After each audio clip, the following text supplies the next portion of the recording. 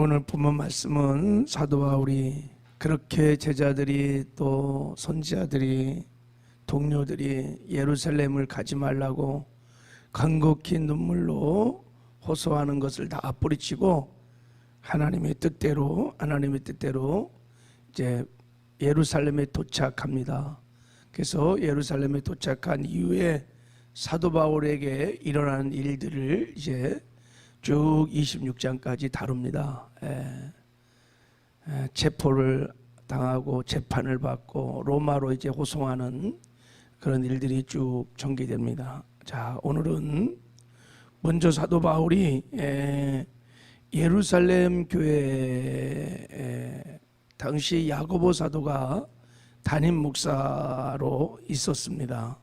그 장로들과 담임 목사에게 문안하고 선교 보고를 하는 모습이 나옵니다.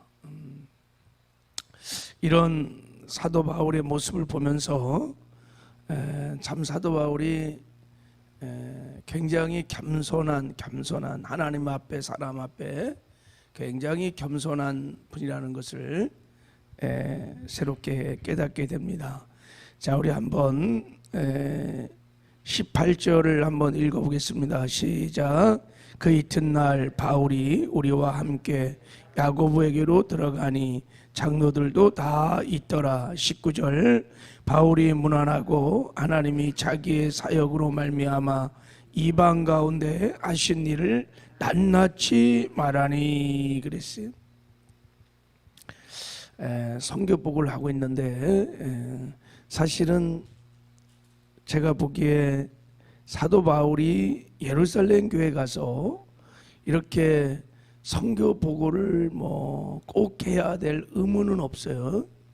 사도 바울은 예루살렘 교회 파송 선교사가 아닙니다. 안디옥에서 파송한 분입니다.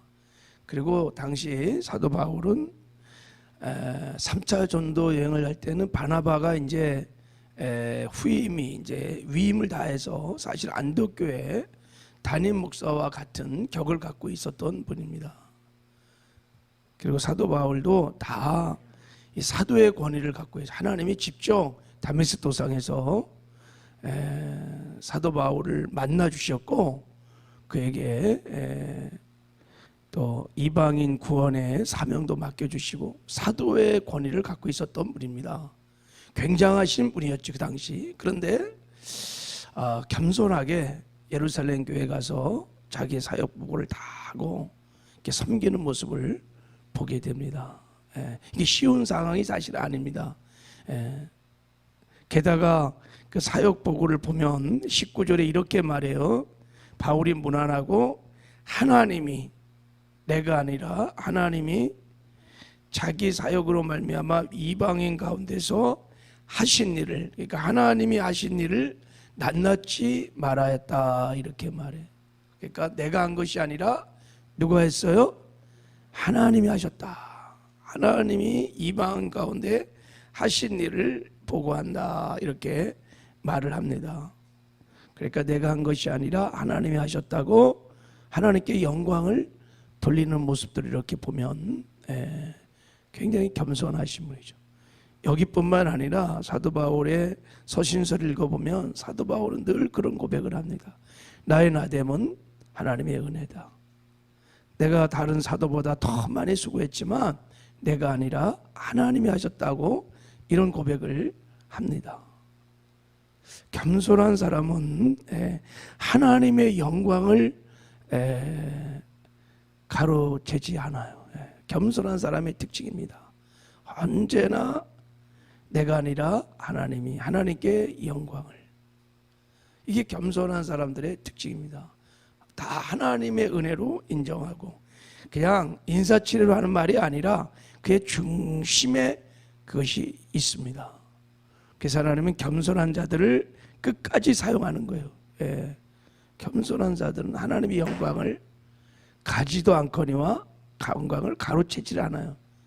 그렇기 때문에 끝까지 사도 바울이 하나님께 쓰임 받을 수 있었던 것은 이 그릇이, 이 겸손의 그릇이 굉장히 큰 겁니다. 이게 사도 바울이 지금 3차 전도여행을 하고 와서 엄청난 역사가 일어났고 수많은 교회를 세웠고 뭐 사역의 이 업적이나 성과로 보면 야고보나 예루살렘의 그 어떤 사도 바울도 견줄 수 없는 뭐 어마어마한 교회들을 지금 세웠거든요.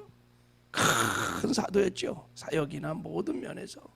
근데도 다 그렇게 겸손하게 섬기고 또 사역도 보고하고 자 묵상하면서 야, 참 그릇이 크신 분이다 하는 생각이 듭니다.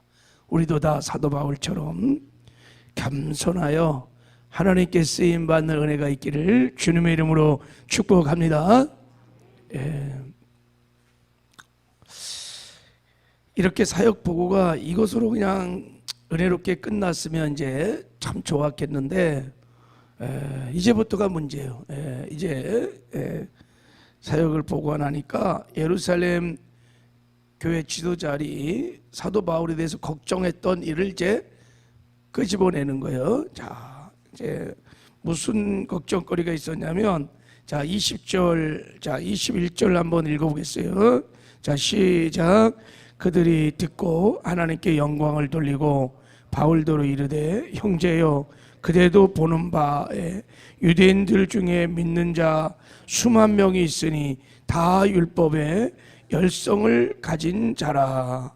자, 그 다음에 더 21절 내가 이방에 있는 모든 유대인을 가르치되 모세를 배반하고 아들들에게 할례를 행하지 말고 또 간섭을 지키지 말라 한다는 암을 그들이 들었도다 그랬어요.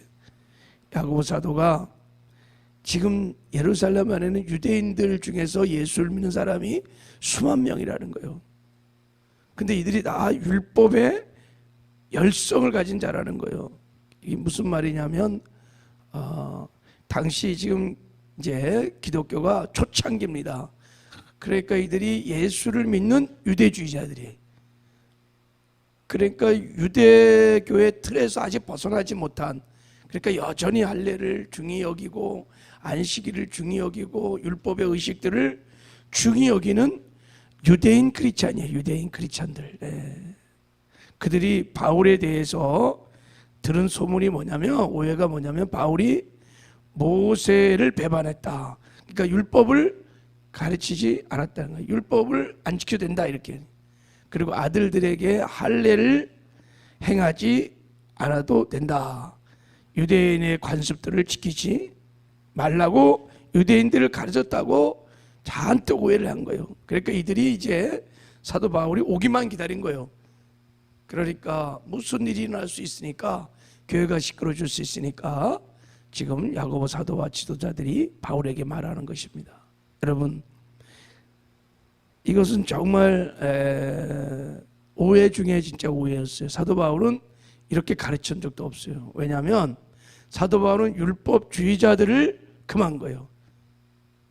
율법주의자들이 율법을 지켜야, 할례를 행해야 구원을 받는다고 그렇게 가르치니까 이거는 뭐 기독교의 복음의 구원의 본질에 도전하는 거예요. 행위 구원을 했기 때문에 사도 바울이 이거를 금하고, 아니다, 오직 회개하고 예수를 믿어야 구원을 받는다 이렇게 말한 거지, 율법을 지키지 말라 이렇게, 구원받은 이후에 오히려 율법을 지켜야 한다고 가르친 거예요. 근데 이들이 잔뜩 오해를 해갖고 이제 사도 바울만 오기만 하면 이제 빌고 있었던 거예요. 그래서 자, 야고보 사도가 묘책을, 해결책을 제시합니다. 자, 그게 이제 23절.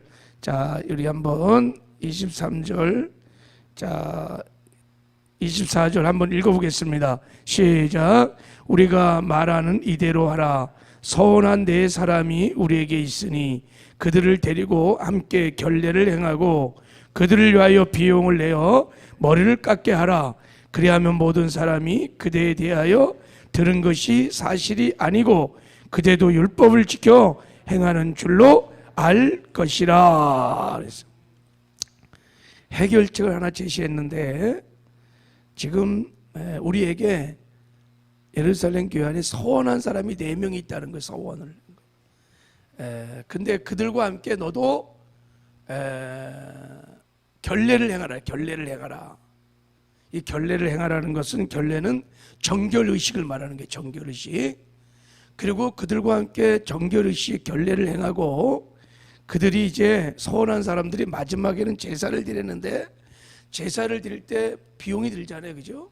뭐 소도 잡아야 되고 뭐 이러니까 그 비용을 네가 대갖고 그들이 이 서원 끝나는 날 드리는 제사를 드릴 수 있도록 하고 머리를 깎게 하라. 그렇게 제안을 한 거예요. 이 말씀을 좀 이해하려면 이 정결의식을 좀 우리가 이해할 필요가 있는데, 유대인들은 어떤 이방인 지역을 다니다가 잘못을 했거나 율법에 어긋난 잘못을 하거나 그러다가 다시 유대 사회로 들어오려면 반드시 정결의식을 가져야 돼요. 어떤 정결의식을 하냐면 성전에 한 7일 동안 머물러다든지, 자가격리예요. 한 30일 동안은 포도주나 하가 일체 술 같은 걸 먹지 않는다든지, 머리를 깎지 말는다든지, 그리고 끝날 때, 그 기간이 끝날 때는 반드시 화목제로 번제로 하나님께 제사를 드려서 정결의식을 가져야 되는 거예요.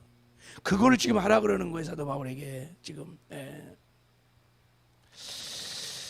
자, 그러니까 사도 바울이 이 제안을 받았을 때, 이게 참 자존심도 상하고, 아마 하나님 앞에서 사도 바울이 이런 정결의식을 할 이유가 아무것도 없는 거예요. 사도 바울은 뭐 잘못한 게 없습니다. 유대인들이 무지해서 왜곡되어서 지금 잔뜩 오해하고 그런 거지, 사도 바울은 오히려 그들의 잘못된 걸 바르게 가르치고 그렇게 하는 사람이에요. 그리고 지금 사도 바울이 사역을 지금 하고 와서 죽을 둥 살 둥 목숨 걸고 복음을 전하고 지금 큰 하나님의 영광을 드러내는 사역을 하고 온 사람에게 지금 죄인처럼 정결의식을 가지라고 그러니 자가격리하라는 거예요. 야, 이럴 때 사도 바울이요, 이 제안을 받고 어떻게 하느냐? 합니다. 정결의식을 합니다. 자, 우리 26절을 한번 읽어봐요. 26절 시작. 바울이 이 사람들을 데리고 이튿날 그들과 함께 결례를 행하고 성전에 들어가서 각 사람을 위하여 제사 드릴 때까지 결례 기간이 만기된 것을 신고하니라. 적어도 일주일간 성전에 들어가서 자가격리해서 하나님 앞에 회개하는 마음으로 그들과 함께 정결의식을 갖습니다. 왜 사도 바울이 이렇게 했을까? 한번 말씀을 이렇게 묵상해 보면 제가 보기에는 2가지 이유가 있었을 거라고. 첫째는 교회의 평화를 위해서, 교회의 평안을 위해서. 내 한 몸 죽으면, 내가 양보하면 교회가 다 평안해질 수 있다고 사도 바울이 생각을 했을 겁니다. 율법을 따라 결례행하는 거, 그거 본질적인 거 아니니까, 다 사실은 비본질적인 거니까 그까짓 거 하나 내가 내려놓고 그냥 전체 교회의 평화를 위해서. 사실은 하나님 보시기에는 그들이 올바른 것이 아니에요. 그러나 교회의 평화를 위해서 내려놓은 겁니다. 그렇게 한 거예요. 참, 이게 사도 바울이 참 하나님을 경외하고 겸손한 분인 것을 압니다. 여러분, 우리도 교회 생활을 하면서 이런 사도 바울의 마음을 가져야 될 줄을 믿습니다. 교회에서 정말 중요한 게 뭐냐면 교회의 평안이에요. 샬롬. 하나님은 교회가 평안하기를 원하세요. 근데 이렇게 목회를 하다 보면 교회를 막 사랑하고 또 열정 있는 사람들은요, 굉장히 자기 주장이 강해요. 그래서 이런 것이 통과가 안 되면 막 화도 나고 관계가 깨어지고, 늘 일을 할 때 보면 늘 시끄러워, 늘 관계에 부딪힘이 있고 다 그래요. 근데 우리가 꼭 배워야 할 거, 사도 바울처럼 일하는 것보다 더 중요한 게 뭐냐, 사역보다 더 중요한 게 뭐냐면 교회의 화평이에요. 덕을 세우는 거예요. 하나님께 영광이 되게 하는 거예요. 그래서 성숙한 사람들, 겸손한 사람들은 늘 교회 평안을 위해서 자기 뜻을 내려놓습니다. 사도 바울처럼 자기 생각들을 내려놓습니다. 말을 한마디 할 때도 이게 옳고 그러냐, 이게 더 중요한 보다 더 중요한 것은 이것이 과연 교회의 덕이 되는가, 하나님께 영광이 되는가, 이것이 과연 사람을 살리는 것인가, 이런 걸 먼저 생각하는, 이게 사도 바울의 모습이에요. 자존심이 얼마나 상했겠어요?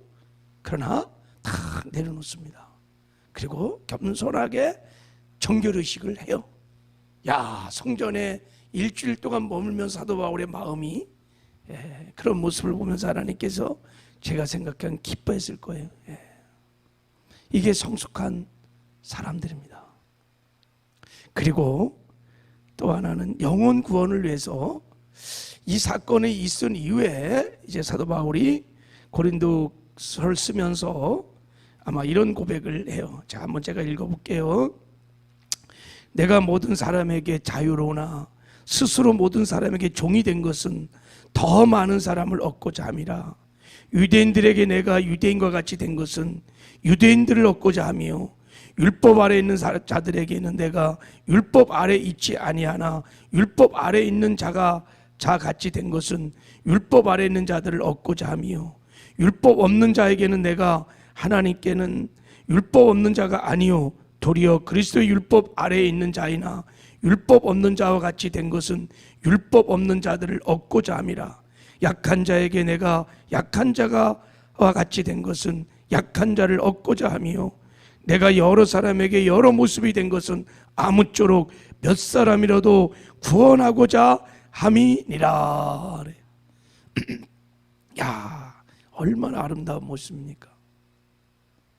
내가 그 영혼을 구원하게 하여 내가 약한 자에게는 약한 자가 되고 율법이 없는 자에게는 내가 율법이 없는 자 같이 하고 율법 있는 자는 또 율법 있는 자 같이 되고 어쨌든 나의 낮아짐을 통하여 영원히 구원되기를 원한다는 거예요. 그래서 사도 바울이 당시 정결의식을 율법 아래 있는 자들처럼 본인도 그 아래 들어가서 겸손하게 정결의식을 했던 것입니다. 그래서 그 영혼들을 어쨌든 구원하고자 이것이 사도 바울이 정결의식을 했던 이유인 줄 믿습니다. 우리도 우리의 나의 수고와 희생을 통해서 어쨌든 한 영혼이 세워지고 한 영혼이 구원받고 한 영혼이 주께 돌아오는 이런 놀라운 역사가 있기를 주님의 이름으로 축복합니다. 하나님 아버지 감사합니다. 이 사도 바울의 이 겸손한 모습이 하나님 우리의 모습 되게 하여 주시옵소서. 그리고 언제나 교회의 평화를 위하여 교회의 화목을 위하여 자기를 내려놓고 자기의 생각과 자기의 뜻을 접고 늘 교회의 평화를 여행하는 사도 바울의 아름다운 모습들이 우리의 모습 되게 하여 주시어서 우리가 거하는 곳마다 늘 하나님의 영광이 나타나고 교회가 평안한 은혜가 임할 수 있도록 축복하여 주시옵소서. 예수님의 이름으로 기도했습니다.